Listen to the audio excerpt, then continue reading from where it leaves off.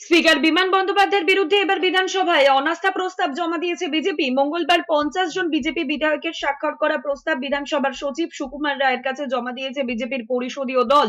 গত বছরও স্পিকার বিমান বন্দ্যোপাধ্যায়ের বিরুদ্ধে অনাস্থা প্রস্তাব জমা দিয়েছিল বিজেপি, কিন্তু তা গৃহীতই হয়নি। বিধানসভার চলতি অধিবেশনেও একাধিক বিষয় মুলতবি প্রস্তাব এনে আলোচনার দাবি জানিয়েছিল বিজেপি, কিন্তু সেই প্রস্তাবও খারিজ করে দেন স্পিকার। কেন বিমান বন্দ্যোপাধ্যায়কে পদ থেকে সরানো উচিত সেই বিষয়ে 18টি যুক্তি দিয়েছে বিজেপির পরিষদীয় দল। সেই প্রসঙ্গে বিরোধী দলনেতা অভিযোগ করেছেন অসাংবিধানিক কাজ করছেন স্পিকার বিমান বন্দ্যোপাধ্যায়, নির্দিষ্ট একটি দলের কথা শুনছেন বলে অভিযোগ করেছেন শুভেন্দু অধিকারী। তার আরো অভিযোগ, শাসক দলের মন্ত্রী বিধায়কেরা প্রশ্ন উত্তর পর্ব থেকে আলোচনা সবেতেই সবসময় প্রধানমন্ত্রী এবং বিজেপি শাসিত রাজ্যগুলিকে আক্রমণ করেন, অথচ নারী নির্যাতন থেকে রাজ্যের অনেক গুরুত্বপূর্ণ বিষয় মুলতবি প্রস্তাবও খারিজ করেছেন স্পিকার। এই বিষয়গুলি নিয়ে মুখ্যমন্ত্রী তথা পুলিশ মন্ত্রী কোনো বক্তব্যই রাখেননি, অথচ সোমবার মুখ্যমন্ত্রী মমতা বন্দ্যোপাধ্যায় আসবেন বলে আলোচনা পর্ব বন্ধ রাখা হয়।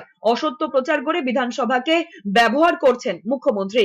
এই হাউসকে দশকর্মা ভান্ডারে পরিণত করা হয়েছে, দলের হাউসে পরিণত করা হয়েছে। যাহা মুখ্যমন্ত্রী তাহাই বিমানদা। তাই এই অধ্যক্ষের অপসারণ চাই, এই গণতন্ত্রের হাত থেকে মুক্তি চাই।